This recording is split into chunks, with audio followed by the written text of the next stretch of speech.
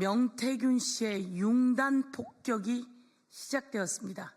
그리고 언론인들이 열심히 노력해서 윤석열 육성이 세상에 나오고 김건희 육성이 세상에 나왔습니다. 오늘 저희들은 1년 전에 벌써 검찰이 이런 내용을 다 확보했다라고 하는 강혜경 씨 조사 내용, 그리고 또 다른 수사 보고서, 이런 것들이 온 세상에 공개되면서 1년 전에 확보했는데 이것을 뭉개려고 했던 건가? 작년 9월에 국정감사에 강혜경 씨가 오고 뉴스토마토 보도가 시작되면서 명태균 씨가 세상에 또 나오고 그리고 또 구속이 되었습니다.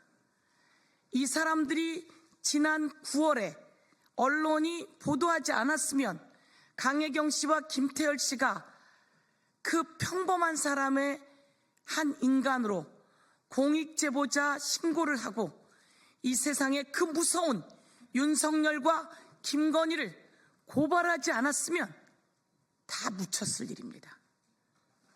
검찰은 이것을 다 정리하고 묻어버리려고 했던 겁니다. 그런데 이 내용이 1년 전에 다 확보됐다는 게 또 나온 겁니다. 그럼에도 불구하고 왜 검찰이 묻어버리려고 했는지, 도대체 이건 어디까지 어떻게 보고되었는지 오늘 저희 의원님들이 낱낱이 여러분께 말씀드리도록 하겠습니다. 방식이 똑같습니다. 유명한 명태균이 있다는데 이 유명한 명태균은 국힘당 내 경선에서 그 경선을 여론조사를 해주고 판을 뒤집어준대. 그래서 김건희와 명태균이 닿았고 윤석열과 닿았고, 그래서 윤석열의 여론조사가 뒤집히기 시작하고 끝내는 후보가 되고 대통령까지 되었습니다. 이 과정에서 누군가 여론조사 비용을 대납하고 그리고 그 여론조사를 받아서 써먹은 사람이 윤석열, 김건희입니다. 그리고 어마어마한 권력 대통령이 된 거죠. 이게 묻힐 줄 알았겠죠. 근데 이와 똑같은 방식이 홍준표, 오세훈에게 드러났습니다. 오세훈은 오세훈의 후원 회장이 돈을 댔고 만난 적도 없다, 사기꾼이다 라고 했지만 같이 장어집에서, 청국장집에서, 그리고 송세프하고 송세프에서 만나고 했던 거 아닙니까? 아무리 지우려고 해도 청국장 냄새는 못 지운다는 거 아닙니까? 강혜경 씨가 계란 위에 간장을 얹어 먹더라, 오세훈이. 이거 확인해 주세요, 오세훈 시장. 이런 이야기까지 나온 상황입니다. 그런데 그 여론조사를 뒤집어 가는 과정 속에서 돈이 대납이 있었으니 이것은 돈이 개입했고 조작이 개입했고 그리고 권력을 갖게 된 거 아닙니까?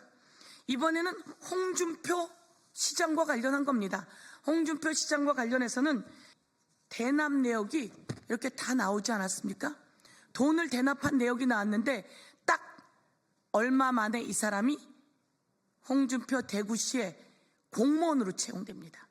돈 대납해서 여론조사해주고 공무원이 되었다. 이거 딱 들어맞는 뇌물 아닙니까? 이거 완전 불법입니다. 마지막 하나 더.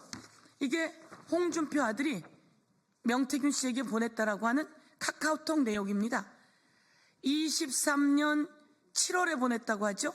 7월에 고양시에 여성 발명 특허왕 대회가 있으니 거기에 김건희 여사를 좀 오시게 해달라라고 하는 이 내용인데요. 저희가 발명 대회, 요게 이현희 의원님이 들고 계신 게 바로 그 포스터입니다. 고양시에서 7월에 있었던 그 포스터를 저희가 찾아봤습니다. 이 대회에 오게 해달라.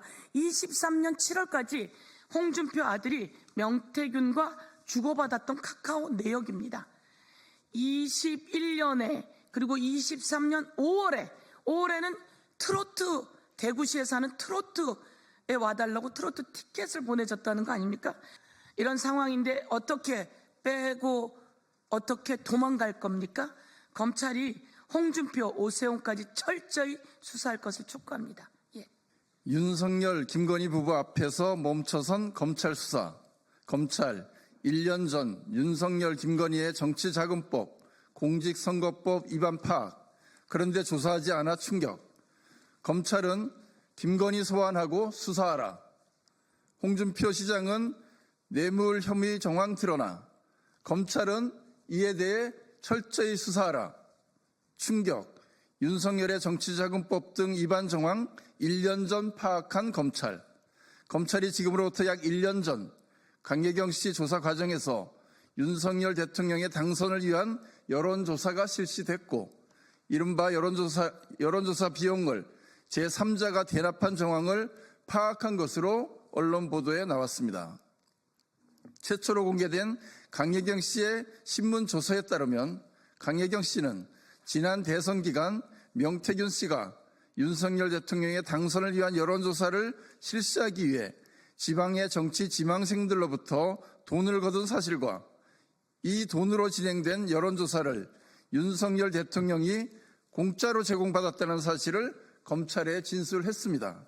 또한 강예경 씨는 통화 녹음 파일이 담긴 휴대폰을 통째로 검찰에 제출했습니다. 검찰의 봐주기 수사, 은폐, 축소 수사 정황이 드러났습니다.